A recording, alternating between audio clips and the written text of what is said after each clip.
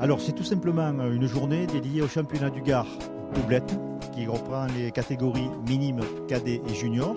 Et nous avons 60 équipes entre les trois catégories. Donc voilà, ça va se dérouler sur la journée. À l'issue de la journée, il y aura bien sûr les parties finales qui désigneront les heureux gagnants. Alors cette compétition, les champions des trois catégories pourront participer aux sélections de ligue.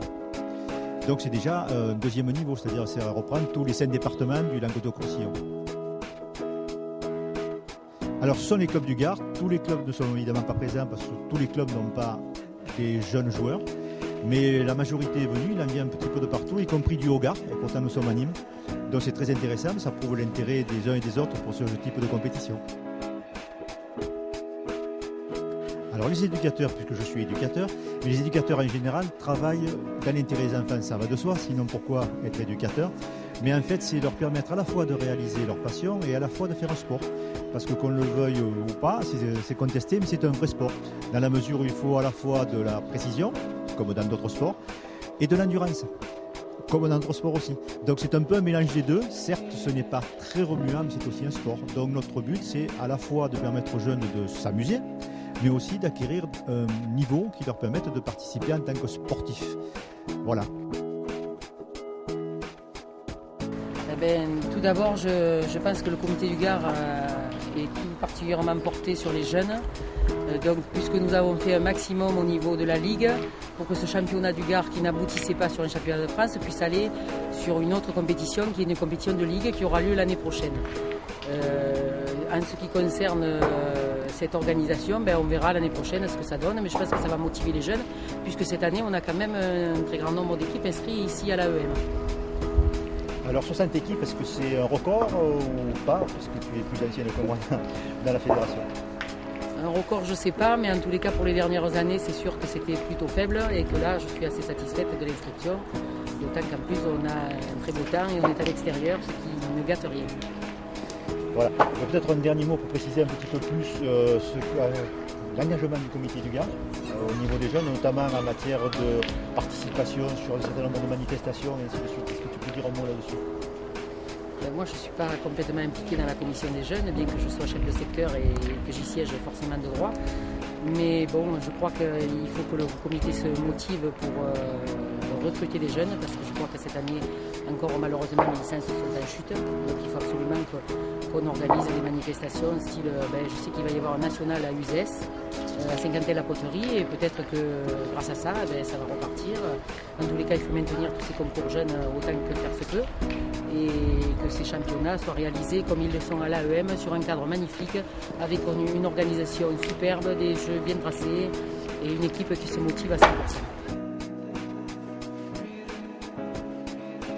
Tout d'abord, pour les jeunes, les 3 catégories, il y en aura 4 l'an prochain avec les Benjamins, bien entendu.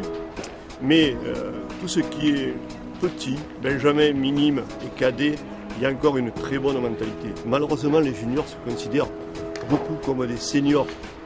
Donc, avec la mentalité senior, c'est-à-dire l'appât du gain, on cherche quand même à gagner de l'argent, c'est un peu des sources de revenus. Et il faut gagner des fois à tout prix. La sportivité, le fair play des petits, disons, de suite, ils vont avec leur ingéniosité, tandis que les autres, non. Il y a quand même beaucoup plus réfléchi et à la limite de la... Qu'est-ce qu'on pourrait employer comme mot? Il ne faut pas être trop méchant non plus, mais c'est quand même, il se rapproche trop des adultes en tant que junior, surtout junior dernière année. Et c'est dommage parce qu'il y a quand même aussi de bons jeunes qu'il faut encourager, mais ils sont noyés un peu dans ce milieu un peu difficile.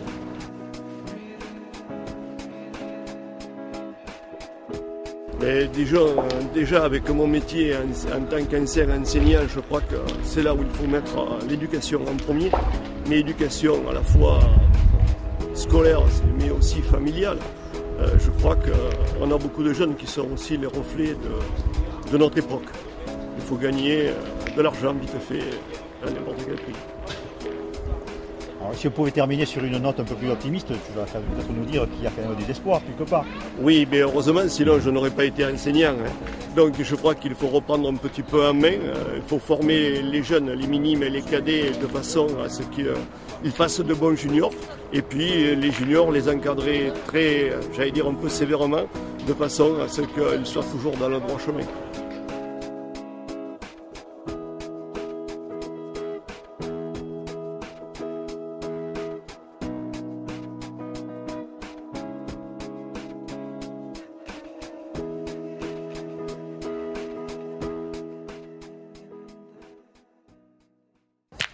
Bravo, bien tiré, bonhomme.